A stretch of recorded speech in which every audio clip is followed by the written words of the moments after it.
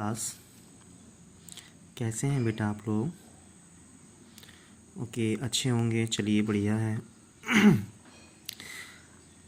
चलिए, और पढ़ाई वढ़ाई अच्छी चल रही है?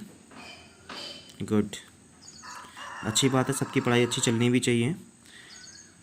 आज मैंने जो आपको लास्ट डे में टॉपिक सेंड किया था, प्रबंध का महत्व, ओके, उसको हम आज कंप्लीट कर रहे हैं, डिस्कस करेंगे। आप लोगों ने उसको स्टडी किया होगा। बात आ रही है, हम जानने की कोशिश करेंगे कि प्रबंध का महत्व क्या है। जी हाँ, यानी आधुनिक भारत की बात मैं करता हूँ। अगर आधुनिक की हम बात करेंगे तो आधुनिक से पहले भी हमें ये जानना आवश्यक होता है कि प्रबंध की महत्वता क्या थी। सबसे पहले प्रबंध का महत्व यही है कि किसी भी कार्य को पूर्ति करने हेतु हमें प्रबंधक की आवश्यकता होती है। जैसे कि आप कोई कार्य करना चाहते हैं तो आप मानिए आप खुद प्रबंधक हैं, आपने प्रबंध किया। जैसे कि घर बनाने के लिए किसकी आवश्यकता होती है? पूंजी की। ठीक, पूंजी के बाद अगर आपके पास पूंजी है तो आप ज़मीन परचेस करेंगे। ठीक, थर्ड नंबर पे आपने क्या किया? उसकी बाउंड्री कराई, नींव डलाई, फिर उसके बाद धीरे धीरे दीवारें खड़ी करी, पिलर डाला, दीवारें खड़ी करी और लैंटर डाल दिया, घर हो गया कंप्लीट। यानी ये क्या है कि महत्व है। अगर प्रबंध नहीं होगा तो हम किसी भी कार्य की अनुभूति नहीं कर सकते हैं। हाँ बेटा, ओके। चलिए, एक किसी भी डेफिनेशन को ले लेते हैं। जॉर्ज आर टेरी ने वर्तमान युग में कोई भी उपक्रम प्रभावी प्रबंध के बिना अधिक समय तक सफल नहीं हो सकता है। बिल्कुल नहीं हो सकता है।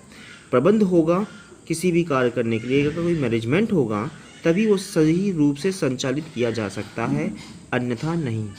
ठीक है? क्यों? किसी भी दुर्घटनाग्रस्त क्षेत्र होता है तो वहाँ पे क्यों अधिकारी जाते हैं? मुआयना करने के लिए, समझाने के लिए। यानी उनका कार्य क्या है? प्रबंध करना।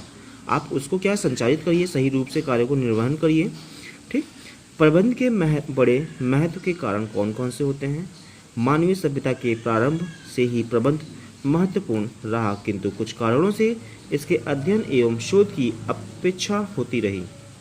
बिल्कुल इसकी उपेक्षा होती रही है, लेकिन इसका महत्व निरंतर बढ़ता जा रहा है। उत्पत्ति के अनेक साधनों में समन्वय स्थापित करने के लिए, यानी कोई भी उत्पत्ति हम करेंगे, किसी भी चीज़ को हम तैयार करेंगे तो उसमें समन्वय, कोऑर्डिनेशन को स्थापित करने के लिए प्रबंध की आवश्यकता होती है। दो व्यक्तियों के बीच में तालमेल करने के लिए हम जब तीसरे को लाते हैं तो यहाँ पे क्या हो गया? समन्वय स्थापित हो गया। ठीक है? भीषण प्रतिस्पर्धा का सामना करने के लिए हमें मैनेजमेंट की आवश्यकता होती है। आज जो बेटा महामारी चल रही है, इसका सामना करने के लिए जितने भी हमारे जन अधिकारी होते हैं, जितने भी अधिकारी हैं, वो क्या कर रहे हैं? मदद कर रहे हैं, मैनेजमेंट के अधीन कार्य कर रहे हैं। इनके ऊपर क्या शासन बैठा हुआ है? शासन ने प्रशासन को किया, यानी प्रबंधक को कहा कि आप जो है जनता की सभी कार्यों की प्रतिभूति करिए। ठीक, यही कह रहा है कि भीषण प्रतिस्पर्धा में भी प्रबंधक का बहुत ही बड़ा महत्व होता है। शोध एवं अनुसंधानों से लाभ उठाने के लिए, यानी शोध एवं अनुसंधानों से लाभ उठाने के लिए भी हमें प्रबंधक की आवश्यकता होती है। सामाजिक उत्तरदायित्व को पूरा करने के लिए, जो भी सामाजिक उत्तरदायित्व होते हैं, जैसे कि कर्मचारियों को श्रमिक उत्तर कार्य की दिशाएं, मानवीय व्यवहार करना, इन सब चीज़ों की क्या है? सामाजिक उत्तरदायित्व होते हैं प्रबंधक के। व्यवसाय के आकार और जटिलताओं में वृद्धि करना, सीमित साधनों का अधिकतम उपयोग करने के लिए, उच्च प्रबंध एवं श्रमिकों में समन्वय लाने के लिए। देखो, उच्च प्रबंधक और श्रमिकों के बीच में समन्वय स्थापित करने के लिए हमें प्रबंधक की आवश्यकता होती है। निर्धारित लक्ष्यों की पूर्ति करने के लिए हमें प्रबंधक की आवश्यकता होती है। ठीक है? आज जो ये लक्ष्य हम लोगों को दिया गया है, टारगेट की आपको इतना दिन में कंप्लीट कराना है, तो मैनेजमेंट ने तो ऑर्डर दिया है, यानी स्टूडेंट और मैनेजमेंट के जो बीच में है, हम लोग क्या कर रहे हैं? उस उद्देश्य को पूरा कर रहे हैं। बड़े पैमाने पर उत्पादन करने कार्य के लिए नियोजित विकास की सफलता के लिए औद्योगिक समूह के प्रभावी समूह के रूप में व्यक्तियों के विकास के लिए भी हमें प्रबंधक की आवश्यकता होती है, श्रम समस्याओं के निवारण के लिए। चलिए एक मैं एग्जाम्पल देता हूँ। आपने जो है अमेरिका की क्रांति सुनी होगी, 9th क्लास में 10th में ही पढ़ा होगा। एक वुड्रो विल्सन थे, मैंने बताया था कि वहाँ पे 14 से 15 18 घंटे कार्य होते थे, पर इतना काम किया जाता था। तो धीरे धीरे उनका क्या है, बिजनेस ठप होने लगा, श्रमिक मरने लगे, काम बिल्कुल डल होने लगा, काम ही नहीं हो पाता था। तो वुड्रो विल्सन को लाया गया। वुड्रो विल्सन क्या एक मैनेजमेंट के तौर पर बहुत अच्छे जाने जाते हैं। उन्होंने जांच पड़ताल की, सभी की भावनाओं को समझा श्रमिकों की, तब उन्होंने जाके एक डिसीजन लिया कि जो श्रमिक हैं उनका जो इतना बड़ा घंटा है, 14 15 18 20 घंटे कार्य कर रहे हैं लगातार भूखे प्यासे, ठीक है, तो उन्हें क्या किया जाए, उन घंटों को कम किया जाए। कम करने के बाद 12 घंटे का कार्य, ज़्यादा से ज़्यादा 13-14 घंटे का कार्य, लेकिन 12 घंटे से ज़्यादा कोई भी कार्य नहीं ले सकता है, ठीक है। तो यहाँ पर उस 12 घंटे के बीच में आधे घंटे का, 15 से आधे घंटे का, 1 घंटे का, ज़्यादा से ज़्यादा आप 30 मिनट का ब्रेक, लंच ब्रेक करिए, जिसमें कि व्यक्ति अपना लंच करे, सभी श्रमिक आपस में बैठें, हंसी मजाक करें और फिर वही जो है कार्य पर लग जाए। तो जो अनेक महत्वपूर्ण जो योजनाएं बनाई उन्होंने, आज यही देन है कि जो ब्रेकफास्ट होता है, लंच ब्रेक होता है और फिर हम लोग अपनी स्टडी करते हैं, तो ये क्या है, उसके बाद हमारे लक्ष्य की पूर्ति होती है। तो धीरे धीरे उन्होंने क्या किया, जब ये लागू हुआ, ठीक है, जब ये प्रबंध लागू हुआ अमेरिका में, लेबर डे, ध्यान है ना, मैंने एक मैसेज किया था लेबर डे, वही लेबर डे के आधार पे ही श्रमिकों को 12 घंटे, 10 से 12 घंटे का कार्य करने के लिए ठहराया गया और उस बीच में जो है लंच ब्रेक रखा गया कि लंच हो गया 2 बजे, जो कि बैंकों में, सरकारी बैंकों में, सरकारी दफ्तरों में, सभी बैंकों में भी, प्राइवेट फैक्ट्री कंपनियों में 2 से 2:30 बजे तक के बीच में क्या होता है, लंच ब्रेक होता है। क्यों होता है, रीज़न यही है, किसकी देन है, वुड्रो विल्सन की देन है। और स्कूल में तो आपको पता ही है 15 मिनट का सभी विद्यालयों में लंच होता है।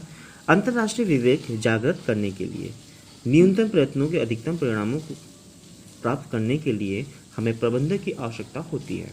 निष्कर्ष हमने क्या निकाला, वर्तमान समय में किसी भी देश के औद्योगिक विकास का आधार पूंजी निर्माण को ना मानकर मस्तिष्क निर्माण को माना जाता है, जिसका तात्पर्य प्रबंधकीय प्रतिभा एवं क्षमता के विकास से है। इसी कारण आज व्यावसायिक जगत का संपूर्ण उत्तरदायित्व पूंजीपति एवं साहसी वर्ग से हटकर प्रबंध के कंधों पर आ गया, ठीक है। ये तो निष्कर्ष निकाला। अब बात आती कि भारत में प्रबंध का महत्व क्या है। बिल्कुल, मैं भारत की में भी प्रबंध का महत्व है। आज जो भारत का विकास हो रहा है बिना प्रबंधक के कार्य नहीं होता है। यानी देखिए, जो सेक्रेटरी होता है, अगर भारत का विकास हो रहा है प्रधानमंत्री के महोदय से, तो प्रधानमंत्री के नीचे जो है एक प्लानिंग कमीशन बनाया गया है, जिसको हम नीति आयोग कहते हैं, ठीक है। नीति आयोग पहले जो है प्लानिंग कमीशन के नाम से जानते थे, योजना आयोग, आज वो नीति आयोग के नाम से जाना जाता है। ये नीति आयोग सभी कार्यों की सूची बनाकर पीएमओ ऑफिस में, पीएमओ कार्यालय प्रधानमंत्री कार्यालय में सौंपता है। प्रधानमंत्री इन सभी सूचियों पर समीक्षा करते हैं। जी हाँ, यानी कोई भी विकास, भारत के राष्ट्र का विकास जब होता है तो हमें क्या सभी के हितों के लिए कार्य करना आवश्यक होता है, ठीक है।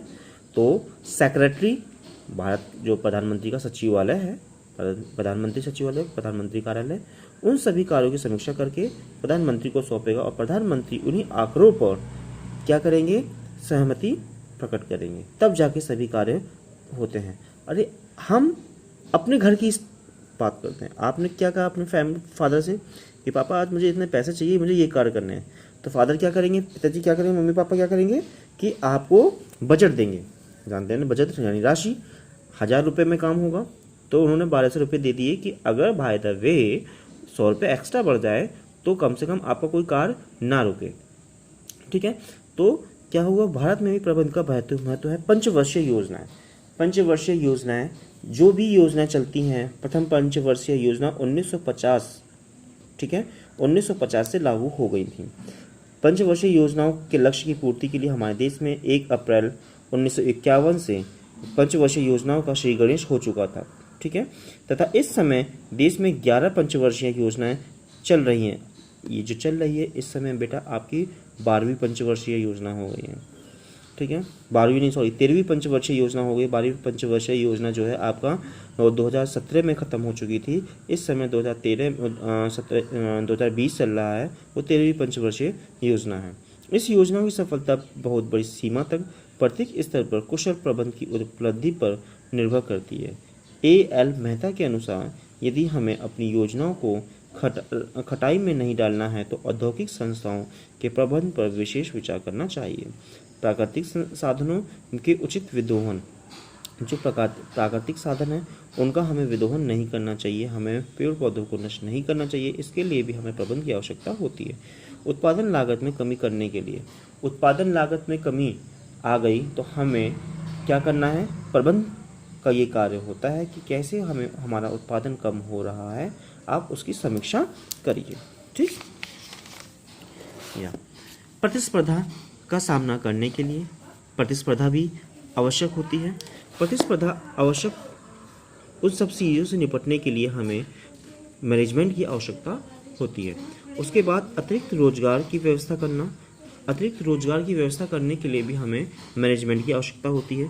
निर्यात में कमी करने के लिए भी, आयात निर्यात में भी कमी करने के लिए भी हमें किसकी आवश्यकता होती है, मैनेजमेंट, क्योंकि एक तकनीकी ज्ञान का होना आवश्यक होता है। एक कुशल प्रबंधक क्या होता है, मैंने बताया था कि कुशल प्रबंधक वही प्रबंधक होगा जो कलात्मक, वैज्ञानात्मक और रचनात्मक, ठीक है, तीन आधारों से नियंत्रण समन्वय, ठीक है, स्थापित करता हो, योजना नियंत्रण समन्वय स्थापित करता हो, वही आपका एक कुशल प्रबंधक होता है। आगे, उपयुक्त साधन भारत में पूंजी निर्माण की दर को बढ़ाने के लिए, प्रतिकूल भुगतान संतुलन को ठीक करने के लिए, विदेशी प्रबंधकों का स्थान लेने के लिए, नवीन वैज्ञानिक आविष्कारों का लाभ उठाने के लिए, श्रम तथा पूंजी में अच्छे संबंध स्थापित करने के लिए हमें प्रबंधक की आवश्यकता होती है, ठीक है। देश के औद्योगिकरण की गति तीव्र करने के लिए, औद्योगिक संगठन के दोषों को दूर करने के लिए, समाजवादी समाज के लक्ष्यों को दूर करने के लिए हमें एक कुशल प्रबंधक की आवश्यकता होती है। ये क्वेश्चन आंसर हैं, आपको इसी के ही अकॉर्डिंग ज़्यादा नहीं, सिर्फ इसमें पूछा है प्रबंधक के महत्व क्या हैं, व्यावसायिक प्रबंध के क्षेत्र महत्व को बताइए, श्रेष्ठ व्यवसाय के लिए श्रेष्ठ प्रबंधक की व्याख्या कीजिए, प्रबंधक के महत्व की व्याख्या कीजिए, आधुनिक विश्व में प्रबंधक के महत्व का परिचय कीजिए, व्यावसायिक प्रबंधक की परिभाषा दीजिए, भारत में व्यावसायिक प्रबंधक का महत्व समझाइए। ये प्रबंधक के ऊपर के क्या है क्वेश्चन आंसर हैं, आपको इसको करने हैं, ठीक है। टॉपिक के अकॉर्डिंग सिर्फ ओनली टॉपिक आपको पढ़ना है, समझना है, ये चैप्टर कंप्लीट हो गया। थैंक यू बेटा।